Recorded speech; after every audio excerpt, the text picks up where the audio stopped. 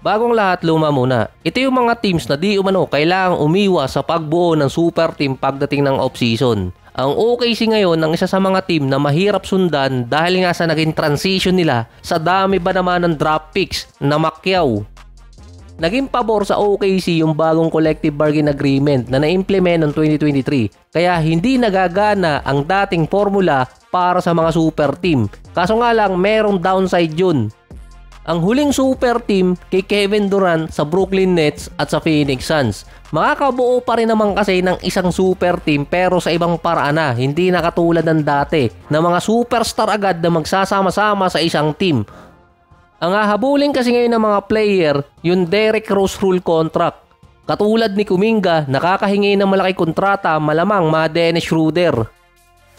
Ang Spurs kayang sundan yung naging transition ng OKC na sila yung pwedeng sumunod. Ang Houston kasi andun sa ginawa ng Thunder. Ang San Antonio, meron silang De'Aaron Fox, Victor Wembanyama, Stephon Castle at yung potential number 2 overall pick.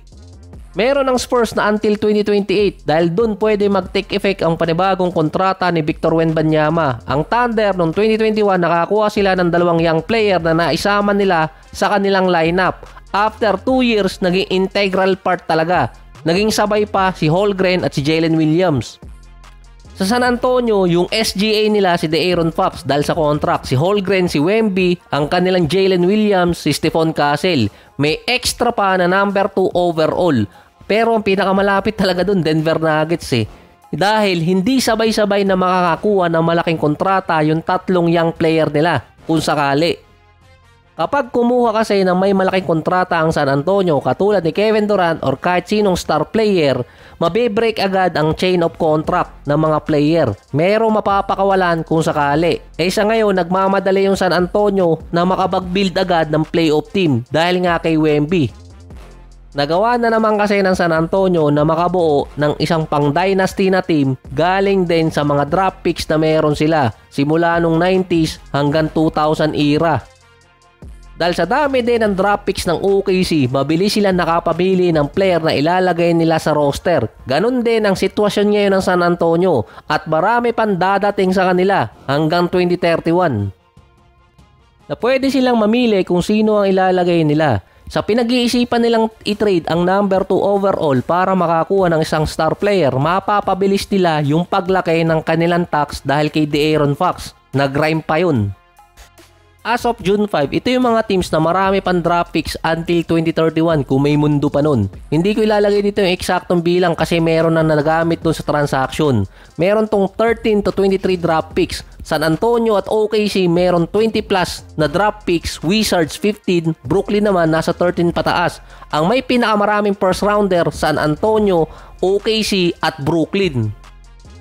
Ang Minnesota naman na merong Anthony Edwards na merong kontratang natitirang until 2029 na by 2028 pa pwede siya makapirma ng another supermax contract. Si Rudy Gobert ang nasa kanila na merong malaking kontrata. Si Randle merong player option at pwedeng mawala sa lineup. Depende na lang kung desidido talaga yung may-ari, yung tatay ni Lexi na si Mark Lore na magbayad ng tax. Ang dalawang player na foundation ng Minnesota, si McDaniels at si Edwards dahil yung kontrata nila until 2029. Kahit sinong player ang ilagay sa Minnesota na merong $40 million pataas, mahihirapan ang makabuo na pang contention na team ang Minnesota dahil mahihirapan din silang makakuha ng player katulad na nangyari sa Phoenix Suns. Meron ng restriction.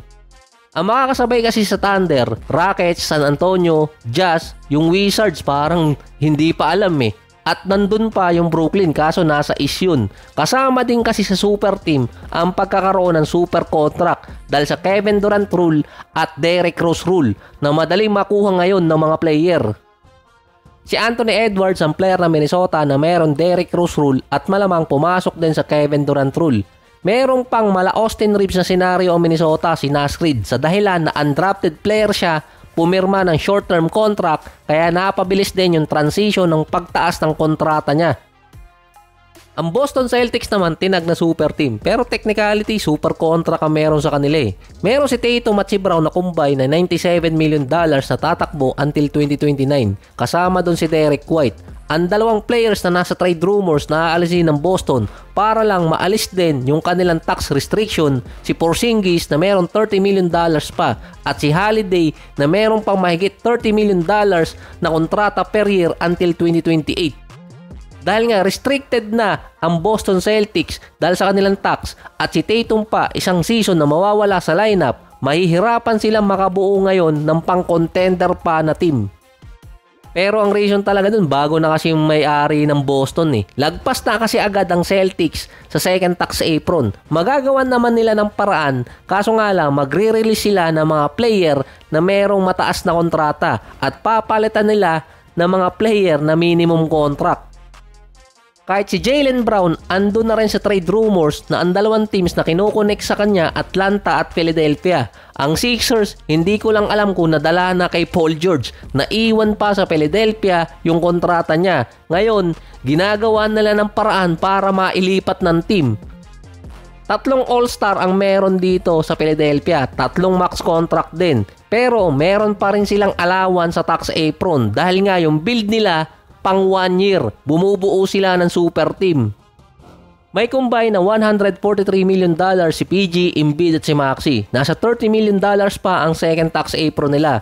Kahit yung first tax apron, $16 million pa. Pwede sila makapag-sign ng mid-level exception player. Pero si Embiid at si PG, injury prone na. Hindi nga sigurado kung si Embiid makakabalik pa sa dating form dahil minamadali din ng Philadelphia na mag-champion sila gamit si Embiid kaya bumubuo ng super team. At yung gamit din nilang lineup ngayon, merong super contract. So merong mga report ngayon na desperado din ang Sixers na i-trade si Embiid dahil nga hindi siguradong babalik siya sa dating form. Na based din sa report na yon, kapag ginawa ng Sixers na i-trade si Embiid, hindi mapapatawa ni Joel Embiid ng Philadelphia. Kahit kasi saan siya pumunta, makakaapekto yung mahigit $230 million na kontratang natitira sa kanya ay magiging super contract team yung pupuntahan niya. Bukod pa doon yung magiging kapalit nitong si Joel Embiid, kahit si Paul George meron ding kapalit yun at iipit din yung malaking kontrata niya per year sa isang team na mapupuntahan niya. Ang isang team pa na papasok doon, Los Angeles Lakers, dahil na-bypass ni Austin Reeves ang contract year niya. Tataas yung kontrata makukuha niya kaya nga nagkakaroon ng rumors regarding sa trade. Ang ipapalit pa di umano para lang pumayag ang Lakers na i-trade si Austin Reeves kung ang magiging kapalit sa trade isang star player na may kasamang malaking kontrata. Hindi rin naman matatag na super team or big three yung build nila noong 2020. Binubuo rin naman yon kalimitan or karamihan ng mga role player. Para makabuo ulit ng isang contender na lineup ang Lakers, kailangan nilang mag-reset. Kaso meron silang Luka na nasa mid-20s na. Ang Lakers kasi ang team na dapat susunod sa Golden State na merong mga young core na nabuo galing sa kanilang mga draft. Kaso nagkaroon ng shortcut. Ang Lakers ang team na expected na laging bubuo ng super team dahil sila ay kailangan ng isang star player na hindi na kailangang i-develop kundi paglalaruin na lang. Gaya ng player na pinamigay nila at meron pang nakaabang na ipamimigay na posibleng mapunta sa team na magiging contender. Kaya nawala ang mga players na yon dahil sa pagbuo ng super duper team or big three na tumatalab pa rin naman ngayon kaso nasa ibang direksyon. Ganun pa rin naman ang gagawin na direksyon ng Lakers.